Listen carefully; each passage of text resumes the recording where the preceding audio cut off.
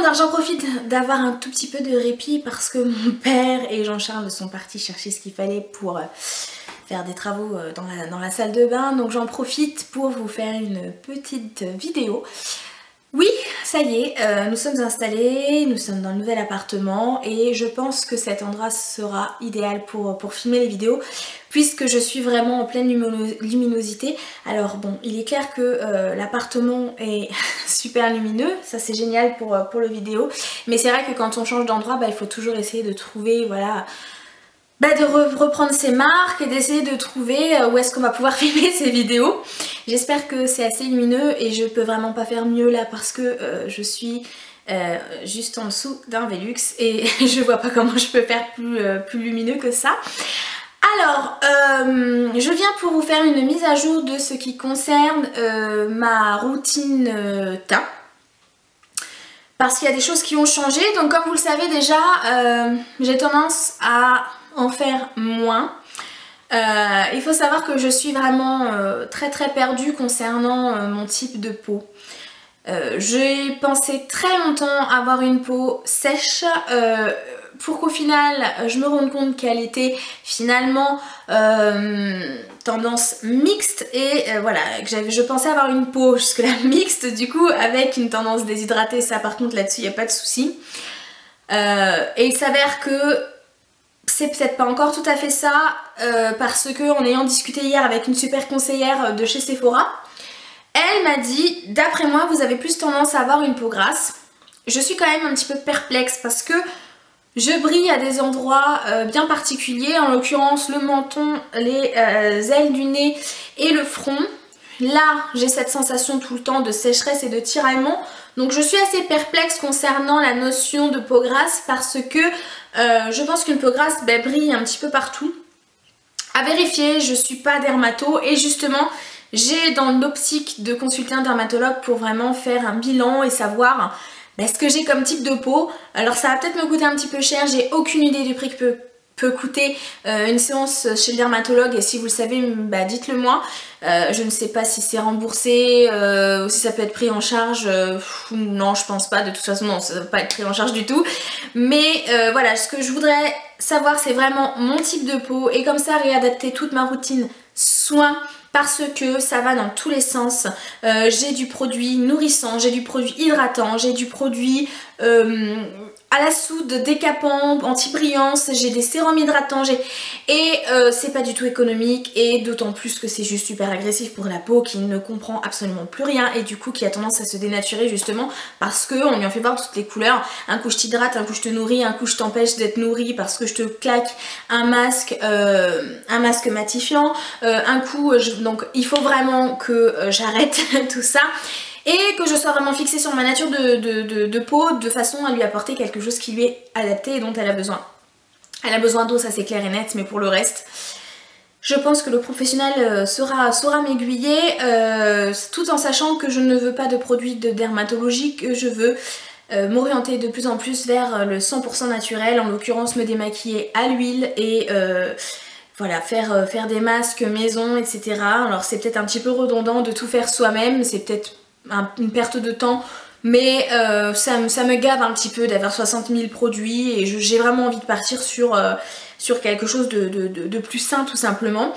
Donc il faut savoir que là ce que j'utilise au niveau de ma routine soin, je n'ai pas souhaité en parler justement parce que je suis complètement perdue et que je ne vais pas vous induire en erreur et donc on va partir sur ma routine teint et là-dessus quelque part c'est faussé parce qu'une routine teint est forcément adaptée à son type de peau et quand on n'est pas vraiment fixé là-dessus, on peut faire des erreurs et utiliser des produits qui ne sont pas tout à fait adaptés. En tout cas aujourd'hui ce que je fais au niveau de ma routine soin, déjà dans un premier temps, c'est que j'hydrate et je prévois aussi, je fais un acte anti-rides quelque part, je vais vous montrer un petit peu ce que j'utilise.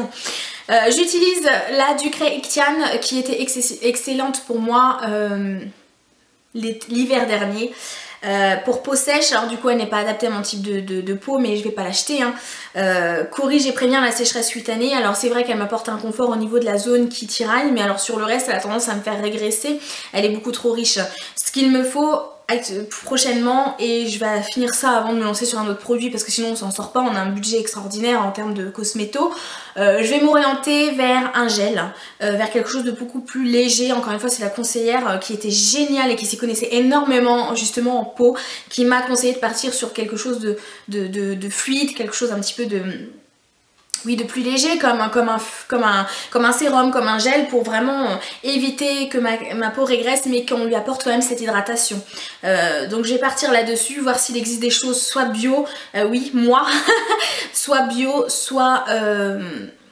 totalement naturel. En tout cas, vous voyez comme avec il n'y a que les cons qui ne changent pas d'avis, parce que moi le bio ça ne m'intéressait pas, et finalement pour mon visage je crois que je vais m'orienter là-dessus quand même. Et donc pour le soir je n'apporte pas encore plus d'hydratation, j'utilise la crème absolue correction ride de chez Filorga, qui est une crème qui coûte très très cher, je vous l'accorde, elle est quand même à plus de 50 €, mais elle est vraiment géniale parce que moi j'ai vraiment vu une différence au niveau des petites ridules que j'avais en dessous de l'œil et au niveau du front, qui ne sont que des rides d'expression ou liées à la sécheresse cutanée, mais voilà, ça aide forcément à la prévention de petites ridules. J'ai quand même 28 ans, je pense qu'il faut se pencher sur le sujet. Voilà, alors pour voilà ce que je fais au niveau de la routine entre guillemets soins, parce que je fais plein d'autres choses, mais là c'est vraiment pour le minimum matin et soir. Et ensuite donc je vais vous montrer ce que j'utilise. Je voulais quand même vous parler dans un premier temps de l'éponge de chez Oil Techniques. J'ai été très sceptique concernant ce type de produit, parce que concrètement moi j'adore toucher le produit, j'aime bien travailler le fond de teint à la main, et jusque là je me disais ouais c'est juste pour professionnaliser un petit peu l'utilisation de certains produits de cosmétiques, et j'aimais pas du tout ce côté là. Je me suis dit on est youtubeuse, ok mais on n'est pas pro, on n'est pas maquillage pro, et ben je suis un vilain mouton, et donc je me suis procuré celle de chez Real Techniques parce que elle était à ma disposition, que j'ai pu la toucher avant de l'acheter. J'ai préféré plutôt que de la commander sur internet. Pour information, à la boutique du coiffeur à Reims, rue de Vel, ils vendent les Oil Techniques, et donc ça permet d'éviter les frais de port. Je ne sais pas si c'est vendu plus cher, ça je vous laisse vérifier, parce que c'est vrai que c'est pas... J'ai pas fait attention à ça. Oui, je n'ai pas fait attention au prix des produits. Non, l'éponge m'a pas paru excessivement cher, je sais même plus le prix que je l'ai payé. Bref, j'aime beaucoup, j'aime beaucoup. Vous la mouillez, et ce côté-là je l'utilise pour appliquer, enfin pour estomper et flouter mon anti-cerne, et ce côté-là je l'utilise pour mon fond de teint. J'adore l'effet, honnêtement j'utilise tous les jours parce que je la trouve trop pratique. Vous l'utilisez, vous la lavez avec moi je prends du savon, hein. Je la lave avec le savon, je la laisse sécher sur le bord de l'évier, enfin du lavabo, et le lendemain je peux la réutiliser. Donc j'aime beaucoup le principe rapide, parce que moi je n'aime pas les choses qui prennent 40 ans, c'est bien pour ça que je lave pas assez mes pinceaux d'ailleurs. Il faut pas faire ça, hein. Faut surtout bien les laver tout le temps, mais je les lave pas assez, hein. Et ça c'est super pratique, ça sèche hyper rapidement, donc j'aime beaucoup cet aspect, c'est très agréable, c'est un côté très frais avec vu que l'éponge est mouillée, et honnêtement je trouve qu'il y a une réelle différence, parce que quand on applique le fond de teint au doigt on voit ça fait des petites traces, et là c'est vraiment flouté, on a l'impression que ça intègre un petit peu plus la peau, et que ça vous fait vraiment un effet seconde peau. Wendy respire. Voilà, alors qu'est-ce que je voulais dire? Je me demande, parce qu'en fait j'étais en train d'entendre qu'on entend le réveil, et je me demande si on l'entend dans la caméra. Si c'est le cas ça va être très désagréable, vous m'en excusez. Je fais des essais, donc voilà. Ensuite, donc qu'est-ce que j'applique justement comme fond de teint? Donc j'en utilise deux évidemment, hein, pourquoi simplifier la chose. J'en utilise deux actuellement. Le premier c'est le Dermablend dont je vous ai parlé dans une vidéo récente, très récente. Le Dermablend après maintes utilisations, quand on a une journée chargée ou quoi que ce soit, il régresse énormément votre peau. Donc il a un effet camouflant extraordinaire, ça vous l'avez vu en live, mais alors au niveau sébum, c'est pas terrible. Donc je me suis dit, je vais l'utiliser différemment. Je l'utilise sur le bas de mon visage, parce que c'est l'endroit où la peau est pour moi la plus fine. J'ai l'impression que c'est là où elle est le plus fine, parce que on voit un petit peu des petites veines, et surtout j'ai des petites cicatrices, parce qu'à un moment donné j'ai eu des petits boutons liés à un problème hormonal, et j'ai eu des cicatrices, et comme ça me permet vraiment de flouter ça, et ça ne brille pas ici, voilà. Ensuite ce que je fais c'est que j'utilise mon fond de teint de chez... c'est qui ça d'ailleurs? Bonne question. de chez Guerlain, pardon, en teinte numéro 3 beige naturel, et c'est le parure de lumière. On n'en entend pas du tout parler sur YouTube. Alors c'est un fond de teint diffuseur de lumière, hydratation continue. Il est clair qu'il est pas du tout asséchant pour un fond de teint. Je n'ai pas cette sensation de tiraillement qu'on peut avoir avec d'autres matières, et il a un effet très lumineux. Là je le porte, je trouve pas que on voit spécialement que j'ai un fond de teint. Je trouve qu'il est très naturel, et puis ça fait vraiment cet effet seconde peau, mais tout en étant quand même un petit peu couvrant, donc c'est vraiment sympa comme principe. Maintenant, ce que je regrette avec le parure de lumière, c'est l'odeur, parce qu'il sent très fort le parfum, et j'ai quand même une peau sensible, et ça a tendance à quand même sensibiliser ma peau. Elle réactionne. Oui, bien sûr, elle réagit beaucoup au parfum. Ensuite, ce que j'utilise, c'est bien entendu mon anti-cerne NARS, le Radiant Creamy Concealer, qui est comme ça, hein. Je vous en ai parlé dans ma vidéo de favoris, donc j'ai peut-être pas épilogué 3 heures dessus, mais je l'aime beaucoup. Je l'applique avec le Beauty Blender, par contre je ne le poudre pas. Je n'aime pas l'effet poudré de ce produit. NARS, j'aime beaucoup. Malheureusement c'est très cher, mais si je devais choisir une marque on va dire de parfumerie haut de gamme, si on appelle ça comme ça, je choisirais NARS, parce que j'ai été transcendée par le Sheer Glow, que j'ai pas racheté mais que je rachèterai certainement parce que je l'avais trouvé juste génial, le fond de teint, hein, et ben, l'anti-cerne est super. Ça se présente comme ça, c'est sous forme comme un gloss, et la texture est parfaite, tout simplement. La seule chose que je regrette chez NARS, c'est le packaging. Ils nous mettent un espèce de packaging en espèce de gomme, ce qui fait que c'est toujours un petit peu cracra. Ça c'est pas terrible, mais voilà, donc voilà ce que j'utilise en termes d'anti-cerne. Toutefois en ce moment j'en utilise pas beaucoup de l'anti-cerne, je sais pas pourquoi, j'ai pas nécessairement vraiment envie de me faire chier sur le teint, donc voilà. Ensuite, et ben c'est très simple, ça va très vite, hein, finalement dans ma routine teint. J'utilise Chanel, les beiges, la poudre belle mine naturelle Healthy Glow Sheer Powder et je l'ai en teinte numéro 30 qui est ma teinte chez Chanel.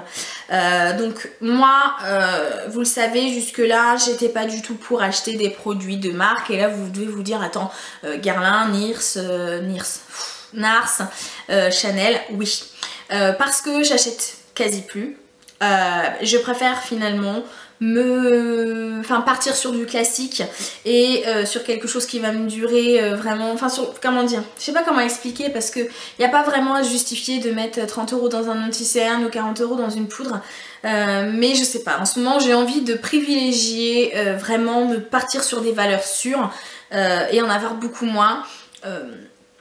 J'ai pas envie d'avoir une trousse de maquillage de ouf. D'ailleurs j'ai énormément diminué ma partie maquillage dans cet appartement. Je veux vraiment des choses classiques et des intemporelles, j'ai envie de dire, et en avoir un minimum. Clairement, voilà, me partir sur une routine classique et ne pas prendre des produits un petit peu plus abordables. Je sais pas, c'est mon besoin actuellement. Maintenant peut-être que demain je vous dirai que je veux plus mettre... voilà, je suis très compliquée. Alors donc les beiges, c'est une valeur sûre chez Chanel. Les beiges de Chanel, c'est une poudre qui est très lumineuse, mais alors c'est même pas la peine pour les peaux grasses. Je l'ai déjà dit je crois, mais c'est même pas la peine. Mais j'adore. C'est Moléa qui m'a fait découvrir Chanel, parce que honnêtement j'étais pas du tout... comment dire, attirée par la marque, et maintenant j'ai l'impression que je ne jure que par Chanel. Je vais voir les rouges à lèvres Chanel, je vais voir tout ce qui concerne Chanel. C'est juste ma carte bancaire qui fait non, et mon banquier qui me dit non. Mais sinon j'adore, et voilà, donc ce produit est juste génial. Ça vous poudre le visage sans vous donner un aspect, pour une poudre compacte, sans vous donner un aspect plâtre, et c'est très lumineux et c'est hyper léger, et ça se dose au niveau de la couvrance. C'est super joli, ça vous fait un glow magnifique, et voilà. Et pour finir, ce que j'utilise, c'est le Shimmer Bronzing Powder de Modelco. Modelco, je vous en ai parlé dans la vidéo précédente, j'adore leurs produits. À chaque fois que j'ai testé un produit de chez eux, j'ai adoré. Et là, en fait, c'est le bronze. C'est un espèce de bronzer avec des particules cuivrées, dorées et des petites paillettes dorées, et du coup je l'utilise ici en fait. Je mets même pas de blush, hein. Je l'utilise ici en espèce de bronzer et en même temps blush, donc pour vraiment me donner un aspect très bonne mine. J'utilise pas ici parce qu'on va pas mettre des paillettes au niveau du front, c'est un peu ridicule, mais voilà ce que j'utilise pour finir mon teint. Voilà les filles, donc j'espère que ça vous a plu. Je vous embrasse très fort et je vous dis à la prochaine vidéo. Ciao!